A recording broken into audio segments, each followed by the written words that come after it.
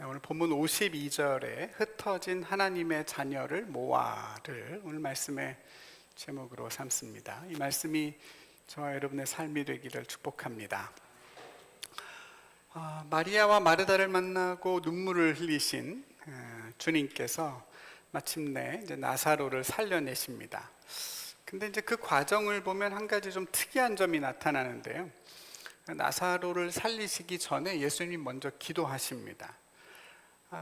이게 특이하다고 말씀드리는 이유는 예수님께서 그 기도를 통해서 나사로를 살리시는 것은 아니기 때문입니다. 나사로를 살리시는 방법은 나사로를 향해서 큰 소리로 외치시는 거죠.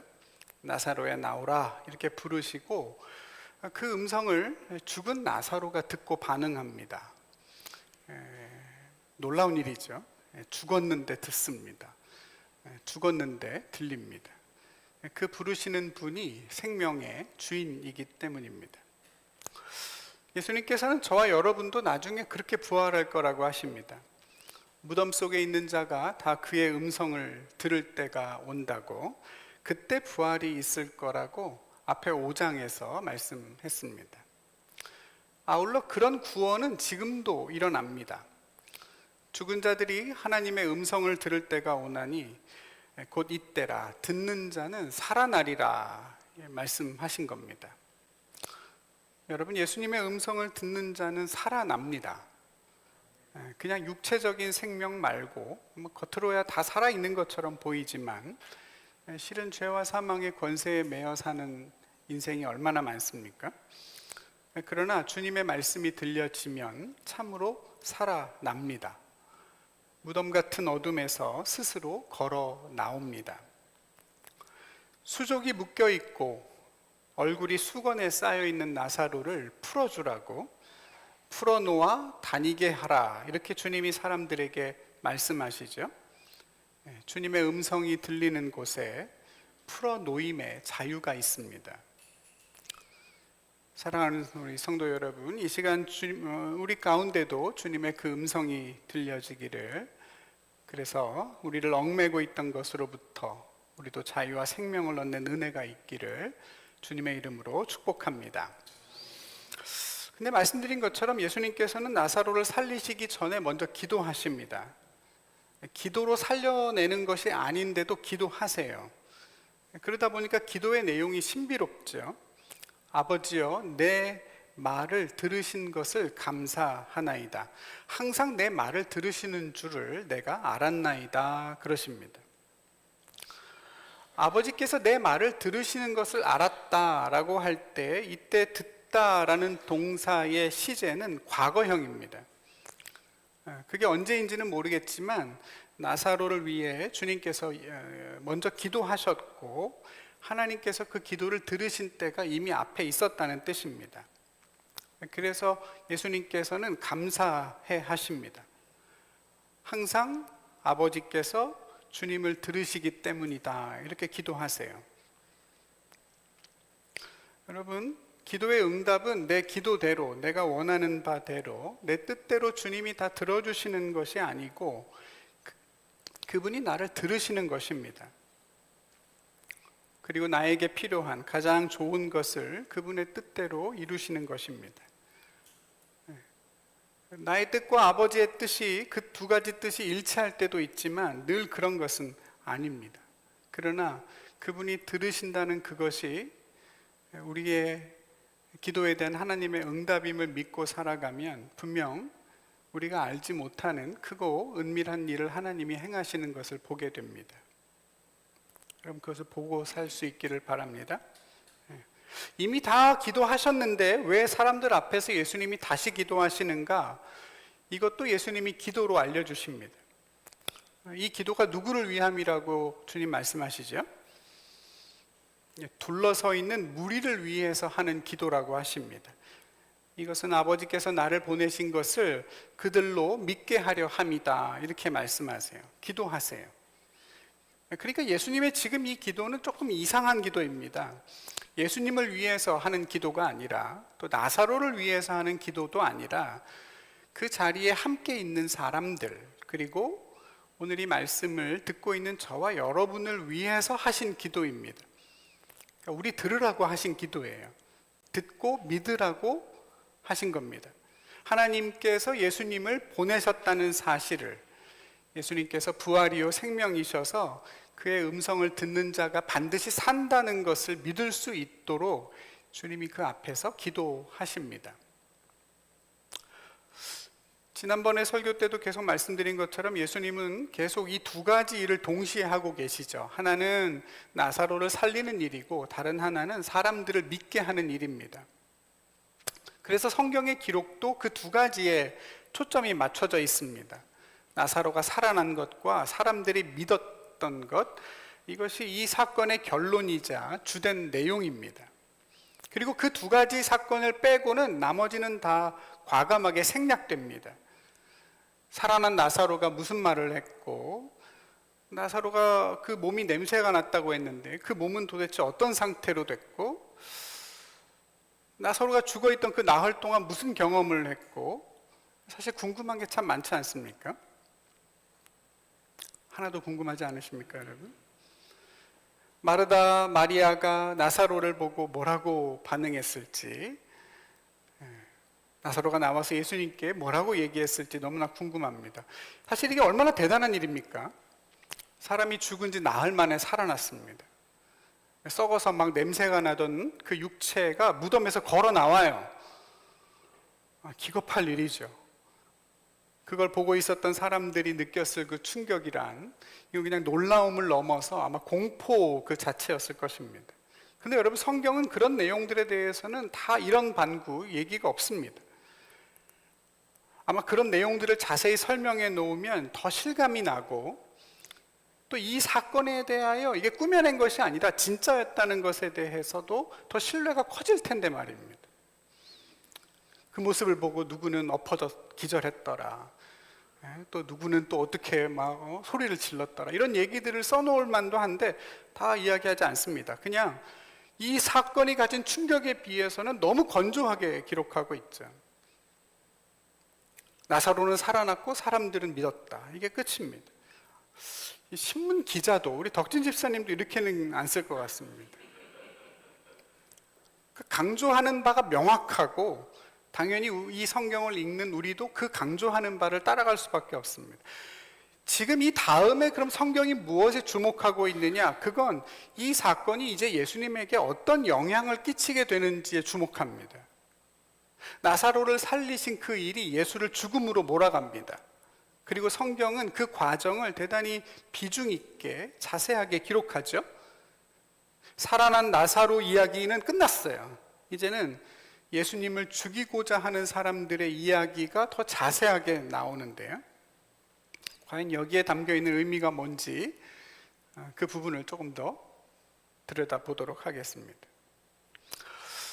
예수님께서 나사로를 살려내신 일이 알려지니까 급히 사내들인 공회가 소집됩니다. 대제사장들, 사두개인들, 바리새인들이 모인 유대인 최고 의결 기구입니다. 예루살렘 성전에 70명이 모이죠. 처음에는 이 사람들이 서로 답답함을 토로할 뿐입니다. 예수라는 사람이 이렇게나 많은 표적을 행하고 있는데 우리 이제 어떡하냐? 죽은 사람까지 살린 마당에 이제 우리가 뭘 할 수 있겠느냐, 이렇게 체념하듯이 이야기합니다. 이대로 예수를 내버려 두면 모든 사람이 다 그를 메시아로 믿게 될 것이고, 그러면 다시 또 로마가 와서 우리의 땅과 민족을 다 빼앗아 갈 것이다, 이렇게 걱정합니다. 사실 유대인들은 이미 나라를 옛날에 빼앗겼지만 로마가 유대인들에게 아주 특별한 혜택을 주었죠. 너희들의 자치권을 너희들에게 내가 인정해 주겠다라고 하면서 그 권한을 사내들인 공회에 주었습니다. 근데 그걸 뺏길까 두려워하는 것입니다.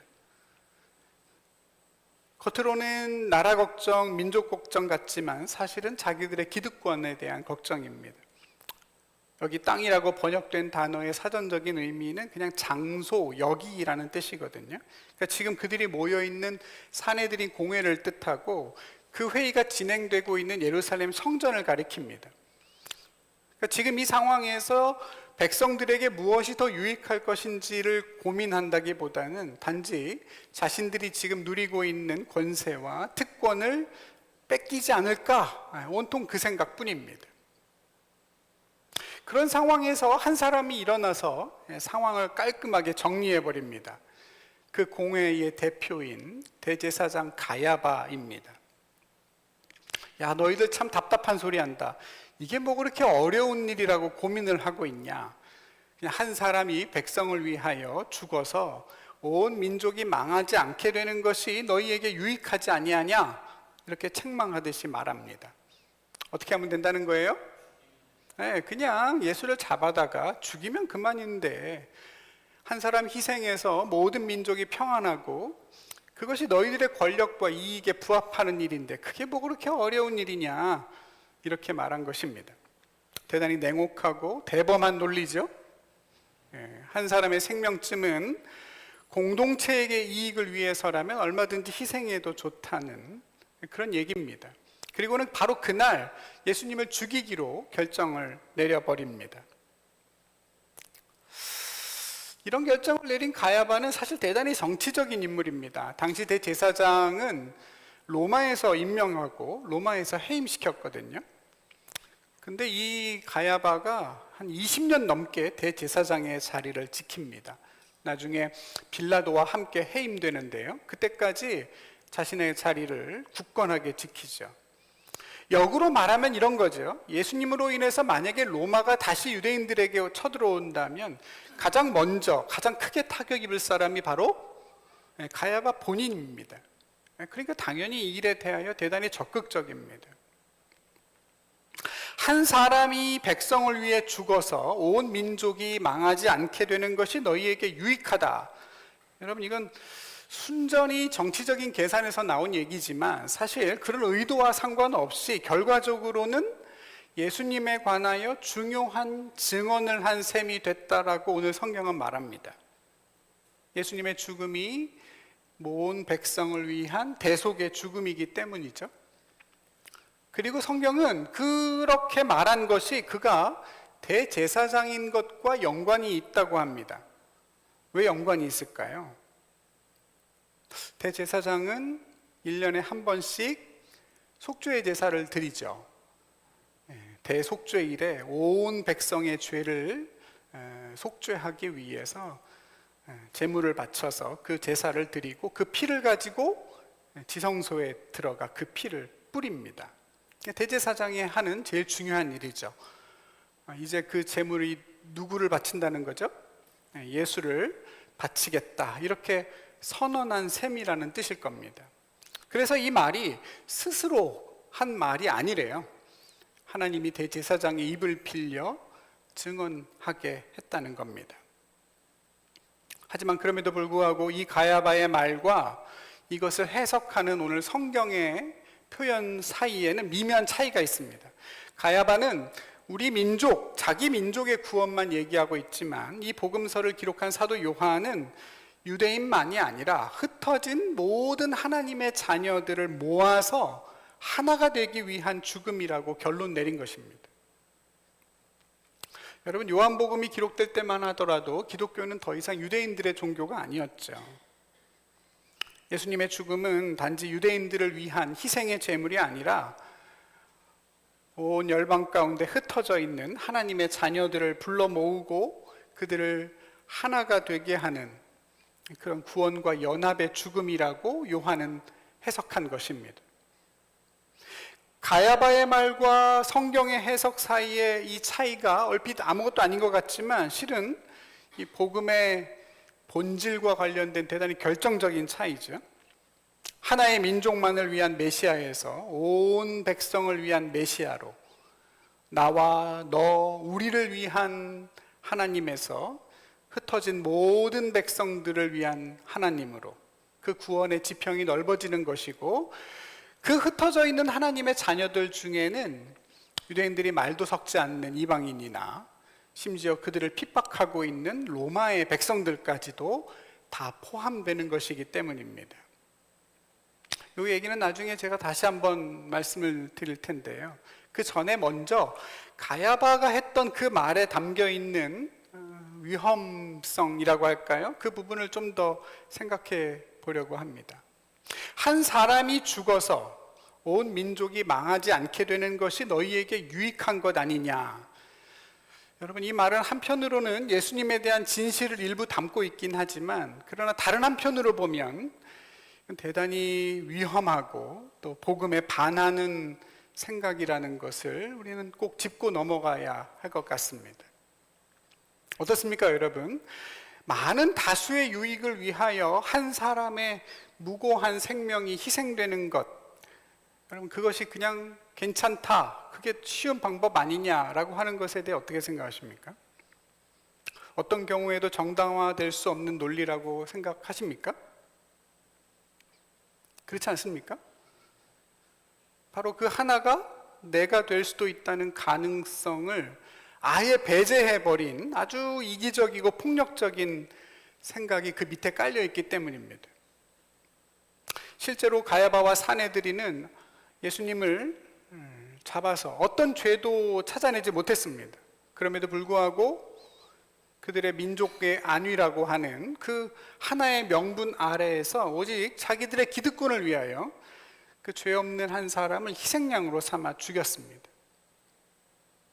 여러분, 이것은 대단히 악하고 비겁한 행태죠. 희생을 하려면 힘이 있고 권세가 있는 본인이 해야 그게 희생이지, 힘없고 죄 없는 자를 희생양으로 삼는 것은 그냥 폭력이고 착취일 뿐입니다. 여러분, 유대인들이 쓴 경전 탈무드에도 보면 이런 문제에 대한 명확한 가르침이 나옵니다. 만약에 전쟁에서 유대인들이 져서 적국이 유대인을 겁박하는 상황이 왔을 때 너희 중에 한 사람을 희생으로 보내라. 그 사람이 대신 와서 죽으면 너희 모두를 죽이지 않겠다라고 위협할 때 과연 우리 유대인들은 어떻게 할 것이냐, 이 질문을 스스로 랍비가 던졌습니다. 그리고 이렇게 답을 합니다. 모두가 함께 다 죽는 일이 생기더라도 절대로 하나를 골라내어 넘기지 않을 것이다. 그 누구도 다수를 위해 희생돼서는 안 된다라고 원칙을 세웁니다. 어떤 경우에라도 생명은 거래의 수단이 될 수 없다고 선언한 것입니다. 근데 여러분, 이 문제에 대해서 예수님의 가르침은 훨씬 더 급진적이고 철저합니다. 어떤 사람이 양을 100마리 가지고 있는데 그 중에 하나를 잃어버렸습니다. 그럼 목자는 어떻게 해야 된다고요? 99마리를 들에 그냥 두고 잃은 양 한 마리를 찾아 나섭니다.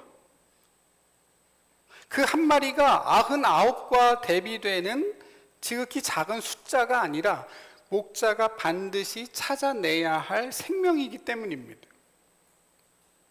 그 양 하나를 쉽게 포기하는 목자라면, 그런 공동체라면, 그런 국가라면 나머지 99도 언제 같은 운명에 처해질지 모르는 거죠.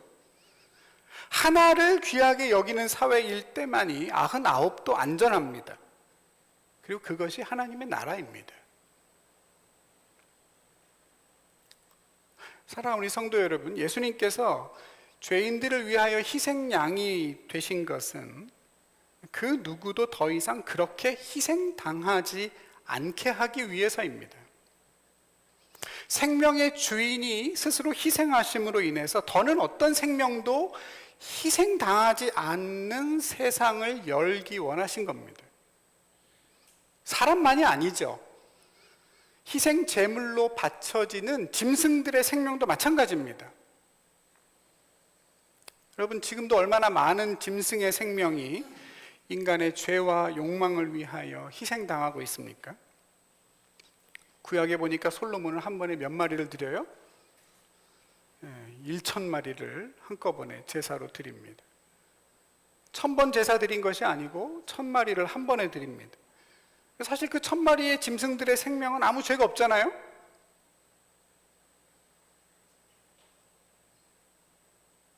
죄가 없죠? 성경을 찾아보면 너무 신기한 게요. 구약에는 희생이라는 단어가 대단히 많이 나옵니다. 근데 여러분 신약으로 딱 넘어오면요, 희생이라는 단어가 자취를 감춥니다. 신약 성경 전체에 희생이라는 단어가 딱 3번 등장하는데요, 구약을 인용할 때 한 번 나오고 나머지 2번은 모두 다 누구를 가리켜 표현할 때 사용했겠습니까? 예수님입니다. 그리고 그 외에는 단 한 번도 나오지 않습니다. 누군가를 향하여 희생하라고 한다거나 하나님을 위하여 누군가 희생했다더라, 그런 말은 존재하지 않습니다. 왜 그럴까요? 예수 그리스도께서 하신 그 희생이 더는 누구도 희생하지 말 것을 선언하는 궁극적인 희생이기 때문입니다. 근데 돌아보면 이 희생이라는 말을 우린 여전히 너무 쉽게 생각하는 건 아닌가? 성경에도 없어진 말을 아직 교회 안에서는 남아있지 않는가 하는 생각도 해보게 됩니다. 공동체를 위하여 누군가는 희생해야 된다거나, 대를 위하여 소는 좀 희생해도 된다거나, 그냥 네가 십자가를 져, 너만 참으면 다 은혜롭게 넘어가게 돼, 네가 희생하면 좀 다들 편안하게 될 거야, 그런 가야바식의 이야기들이 은연중에 혹은 대놓고, 우리 교회는 아닌 것 같습니다만 그렇게 나타납니다. 물론 기꺼이 헌신할 수 있죠. 그러나 누군가에게 희생을 요구하거나 희생을 감내하는 것은 전혀 다른 차원의 문제입니다. 여러분, 예수님은 누구에게도 희생을 요구하신 적이 없습니다. 오히려 지극히 작은 자 하나라도 잃지 않기 위해 자신을 내어주십니다. 교회도 마찬가지죠. 하나의 생명을 위하여 99이 함께 고생하는 곳이 교회입니다. 교회 안에는 아직도 희생이라는 말에 대한 일종의 낭만이 있는 것 같습니다.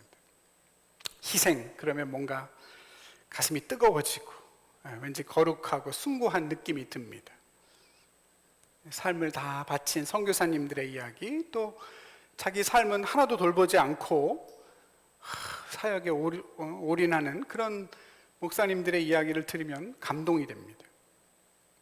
자꾸 희생이란 단어를 뭔가 아름답고 신앙적인 것으로 여기는 경향이 남아 있습니다만 그렇지 않습니다.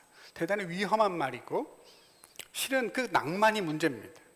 그 낭만 때문에 정작 그 희생을 누가 요구하고 있는지, 누가 감당하고 있는지를 따져 묻지 않게 되기 때문입니다. 희생이라는 말로 곱게 포장되지만 정작 그 짐을 지는 건 늘 같은 사람일 때가 많습니다. 내가 정말 받은 은혜로, 부르심으로 기쁘게 내가 섬기는 것인지, 아니면 누군가에게, 목사님에게 강요받은 헌신인지 확인해 보십시오.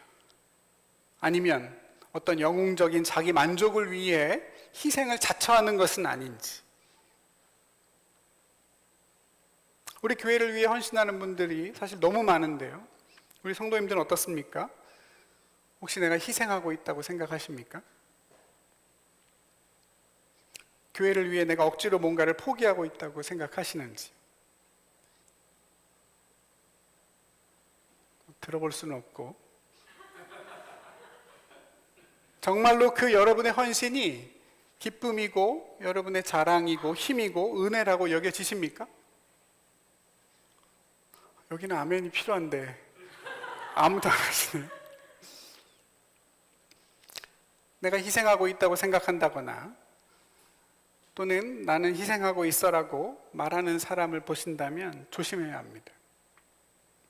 내가 희생한다고 생각하는 사람은 누구나 다 결국 남의 인정과 보상을 원하기 때문입니다. 그리고 희생하지 않는 사람을 원망하게 되거나 또 다른 희생을 강요하게 되죠. 건강한 신앙이 아닙니다. 희생이라는 말은 관계를 깨뜨립니다.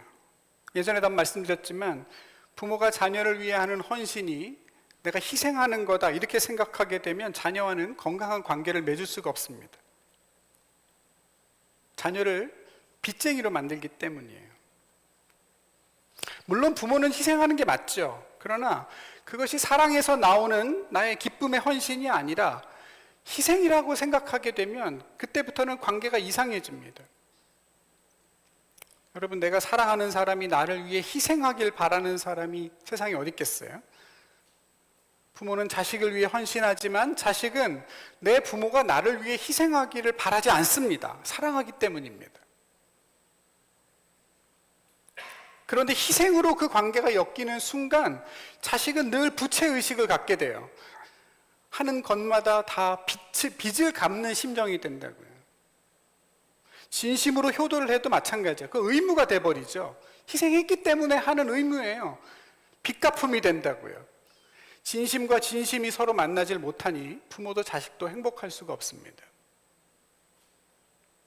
나이 50이 넘어서 제가 깨달은 게 하나 있습니다. 이거 깨닫는데 50년이 걸렸는데요. 누군가에게 나를 향한 미안한 감정, 빚진 감정을 느끼게 만드는 것이 대단히 폭력적인 것이고, 그런 감정을 느낄수록 성숙한 관계로 자라지 못한다는 걸 깨닫게 됐습니다. 나에게 자꾸 누군가가 미안하게 만들면 그 관계는 오래가지 못합니다. 서로 대등한 관계가 될 수 없기 때문입니다. 차라리 미안함보다는 고마움이 낫습니다. 제일 건강한 것은 서로가 고마워하는 관계죠. 누군가 나에게 진심으로 고마워할 때 사람은 충만해지죠, 여러분? 고마움과 고마움이 만나야 합니다. 사랑하는 여러분, 희생하지 마십시오. 아멘 하십시오. 제가 여러분에게 아멘을 강요하는 경우는 없습니다만 아멘 하십시오. 희생하지 마십시오. 여러분에게 중요하다고 생각되는 것, 여러분이 가치 있고 내가 정말 잘할 수 있다고 생각되는 일을 기쁨으로 감당하십시오. 다른 사람들이 보기에는 희생이라고 보일 수 있을 거지만 여러분 자신은 희생이면 안 됩니다. 희생하면 반드시 서운해지는 때가 와요. 억울해지는 때가 온다고요. 그리고 그에 대한 보상을 요구합니다. 주님 앞에서도 마찬가지예요. 예수님을 위해 희생하지 마십시오. 희생은 예수님이 하시는 겁니다. 그리고 그 희생이 끝났습니다. 주님을 사랑하는 마음으로 즐겁게 헌신하세요. 내가 그 일을 하면서 자부심을 느끼고 나 자신이 영광스럽게 여겨지는 그런 일들을 내가 감당할 수 있는 만큼만 하면서, 그것도 여러 가지가 아니라 주님이 마르다에게 하신 말씀처럼 하나면 족하니 그걸 기쁨으로 감당하시기를 바랍니다. 물론 이러면 이제 우리 교회는 일할 사람이 점점 더 없어지겠지만,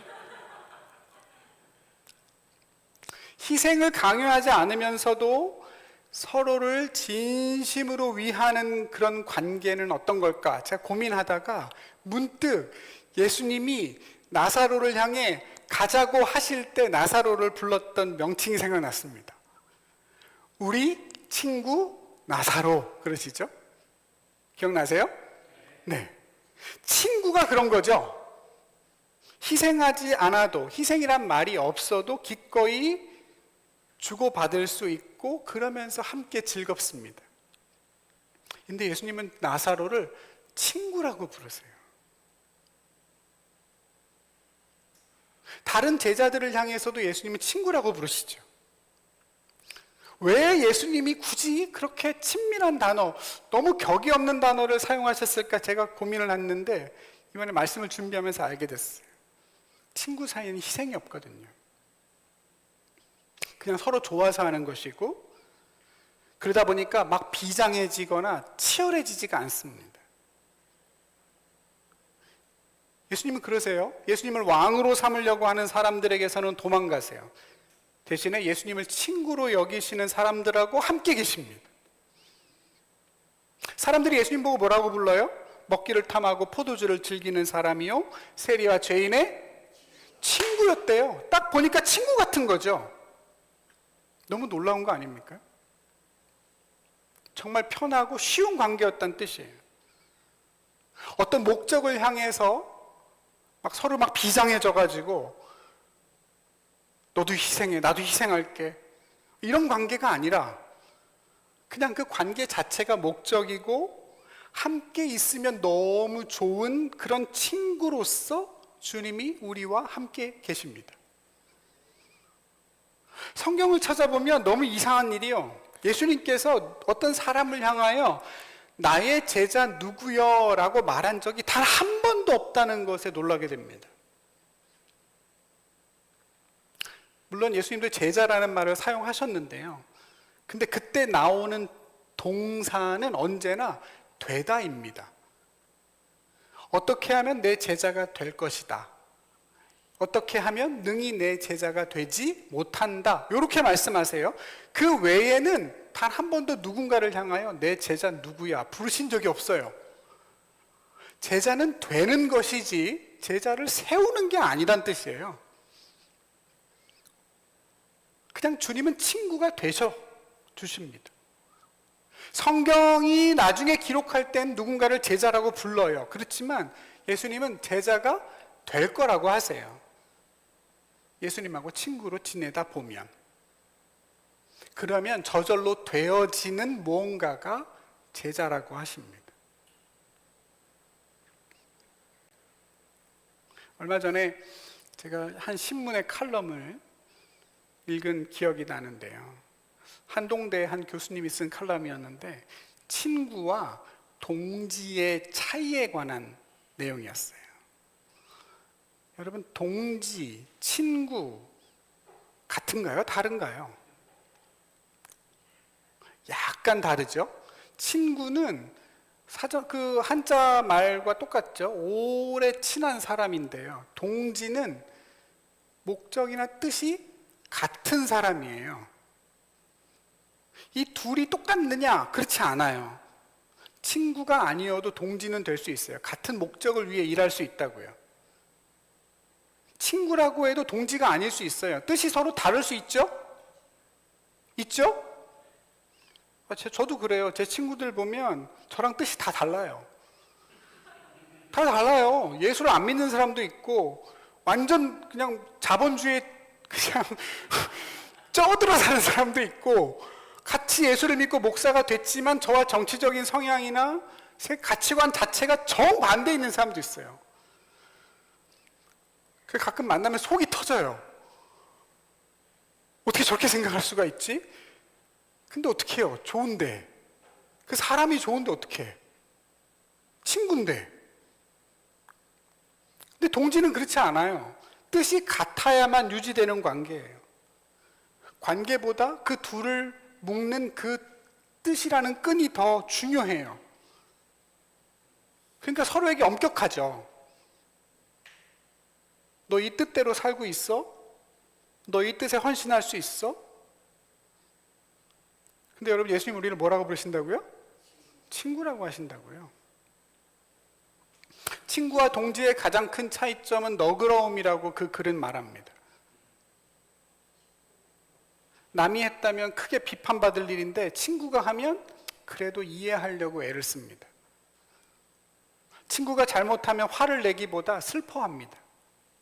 그리고 나도 모르게 용서할 핑계를 찾게 됩니다. 엄청난 잘못을 저지르고도 우리는 적어도 친구에게만은 너그러운 용서를 기대합니다. 그렇죠? 그 잘못이 작아서가 아니라 그냥 그가 친구이기 때문입니다. 여러분, 기독교는 동지의 종교가 아니라 친구의 종교입니다. 우리가 예수님의 동지가 친구가 될 수 없을 때 주님이 오셔서 우리의 친구가 되어주셨기 때문입니다. 동지의 엄격함이 아니라 친구의 너그러움으로 지금도 주님은 우리를 있는 그대로 받아주십니다. 물론 화도 내고 짜증도 내시겠지만 그분을 믿고 따라가는 저와 여러분이 가야 할 방향도 거기입니다. 누군가를 동지 삼는 엄격함이 아니라 그의 친구가 되는 너그러움입니다. 기독교를 너무 동지의 종교로 만드는 사람들이 많은 요즘이에요. 그렇지 않습니까? 뜻이 맞는 사람들끼리만 모여서 교회를 이루고 그 교회 안에서도 작은 뭔 차이만 있어도 다 선을 그어서 절대 그 선을 넘어갈 수 없는 마치 벽인 것처럼 느껴지게 만듭니다. 그래서 어떻게 흩어진 자녀들을 모아요? 모였던 자녀들도 다 흩어지지. 빨갱이면 어떻고 파랭이면 어때요? 그 뜻이 예수님이 친구 된 것보다 더 중요한가요? 저는 우리 교회에 할머니, 할아버지들도 많이 오셨으면 좋겠어요. 젊은 교회인 게 뭐가 중요해요? 그렇지 않습니까? 아니에요? 다 젊어야 되나요? 늙으면 안 나오실 거예요?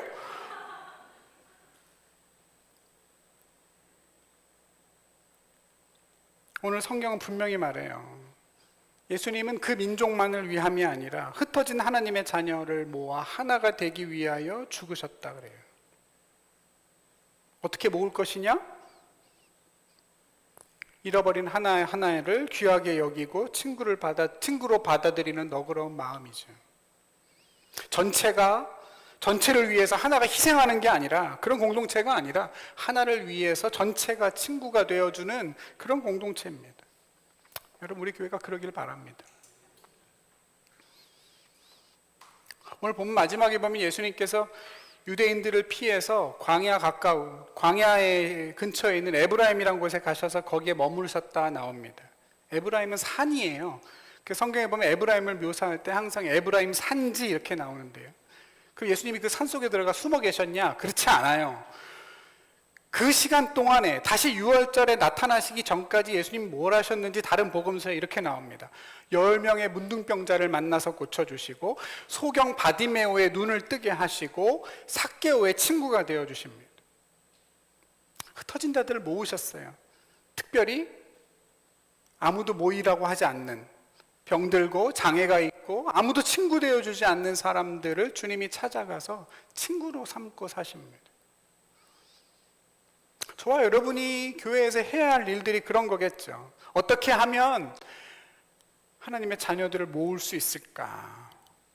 과연 우리는 어디까지 친구로 받아들일 수 있는 공동체인가? 그리고 우리는 이 안에서 정말 친구로서 서로를 받아들여주고 있는가? 우리가 직면한 아주 중요한 질문입니다. 물론 그게 그렇게 어려운 일은 아니에요, 여러분. 그게 막 심각하냐? 그렇지 않습니다. 저와 여러분이 주님의 친구이면 되고, 그렇게 저와 여러분이 서로를 친구로서 함께 할 수 있다면 얼마든지 감당할 수 있는 일들입니다. 너무 비장해지지도 말고, 너무 심각해지지도 말고, 나는 이 진리에 목숨을 걸었어. 난 이거 어떤 경우가 되더라도 이 신념 하나만큼 포기할 수 없어. 그런 것들을 내려놓으시면 됩니다. 난 진리를 위해서 죽을 수 있어 라고 말하는 사람을 경계하셔야 돼요. 그 사람은 자기만 죽는 게 아니라 너더러도 죽으라고 그럴 것이고, 자기는 안 죽으면서 남들을 판단하고 죽일 거예요. 우린 다만 서로가 곁에 있어서 행복하고 같이 갈 수 있어서 즐거운 그런 신앙의 여정을 함께하는 친구이면 족할 줄로 믿습니다. 제가 주중에 그 역사 다큐멘터리 하나를 보다가 큰 감동을 받았습니다. 요즘 월드컵에서 아주 잘 나가는 나라인데요. 제가 예준이하고 내기를 했습니다. 누가 월드컵에서 우승할 것 같으냐. 그때 예준이는 아르헨티나라고 그랬고 저는 프랑스라고 했습니다.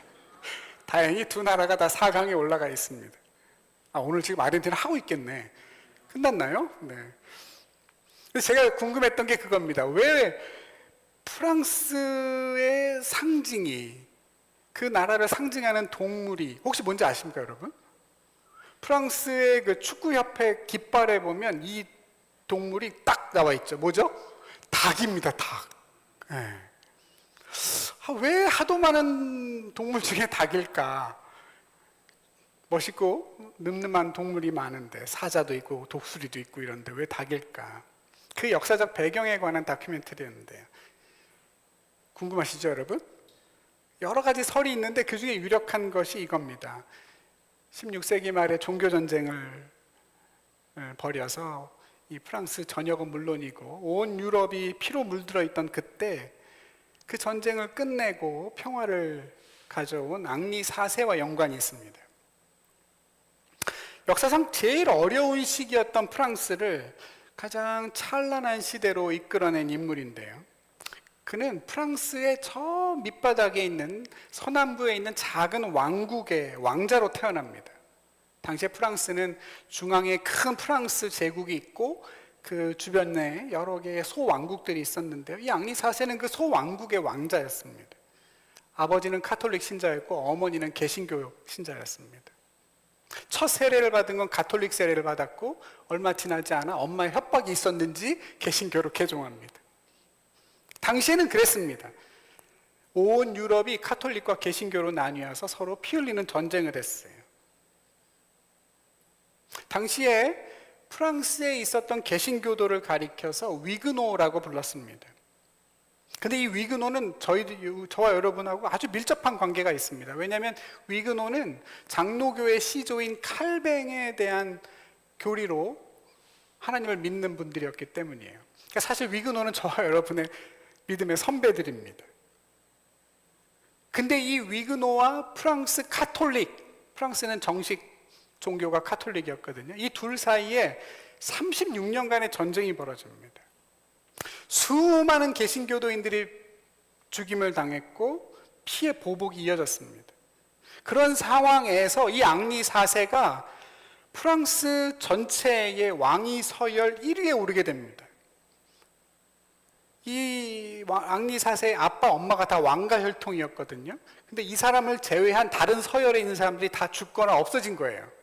그러니까 어쩌다 보니까 이 사람이 이제 왕이 될 차례예요.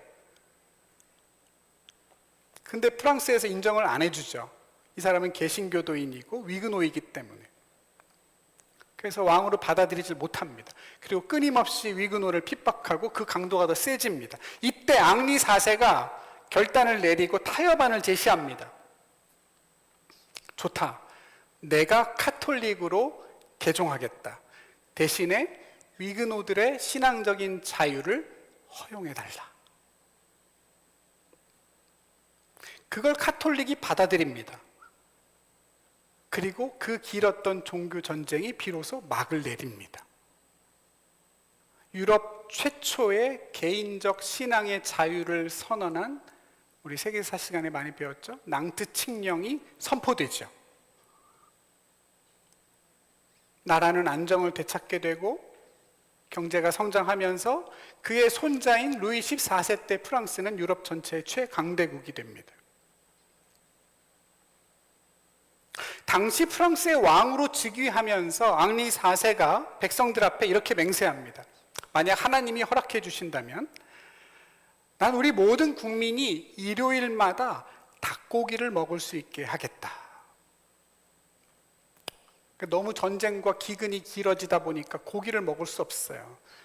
너무 굶주리니까 이 왕이 그걸 너무 안타까워해서 어떻게든 일주일에 한 번은 고기를 먹을 수 있게 하겠다는 결단을 하면서 그 중심에 닭을 내세운 겁니다. 프랑스 사람들은 그래서 닭을 백성을 사랑하는 통치자의 예민 정신으로 여깁니다. 지금도 거기서 유래한 닭 스튜, 코코뱅이라는 음식이 있다고도 하는데요. 하나님을 믿는 사람들끼리 동과 서로 나뉘어서 36년간이나 피 흘리는 걸 보고 그 백성들을 하나로 모으고 그들의 삶을 조금이나마 더 윤택하게 하려고 했던 그 사람의 삶에서 우리 뭐가 진짜 희생이고 누가 희생해야 되는지를 배우게 됩니다. 사랑하는 우리 성도 여러분, 만왕의 왕 되신 그리스도께서 그 백성들을 살리고 흩어진 자들을 모으기 위해 완전하고도 궁극적인 희생의 제물이 되셨습니다. 저와 여러분은 그 메시아를 믿는 백성들이고 그분의 친구들입니다. 우리가 양보하지 못하는 단 하나의 신념이 있다면 그것 하나뿐입니다. 예수가 우리의 친구가 되어 친구를 위해 목숨을 버렸다는 거예요. 그보다 더 정확하게 저와 여러분의 정체성을 규정하는 가치는 없습니다. 죄송하지만 동지는 세상에 가서 찾으시고 교회 와서는 친구를 찾으십시오. 그리고 흩어진 자들을 모으십시다. 아멘입니까? 자기의 이익을 위해서 누군가를 희생양으로 만드는 일에 서로 동지가 됐어요. 가야바와 바리새인과 사두개인들은. 그 길로 가지 말고 더는 누구도 희생하지 않아도 되는 세상을 위하여 스스로 희생의 제물이 되시고, 흩어져 있는 하나님의 자녀를 어떻게든 모아서 하나가 되도록 죄인의 친구가 되어주신 그 주님의 길을 저와 여러분이 꼭 함께 걸어갔으면 좋겠고, 우리 교회가 그런 친구들의 교회로 더욱더 자라가기를 주님의 이름으로 간절히 축복합니다. 기도합시다.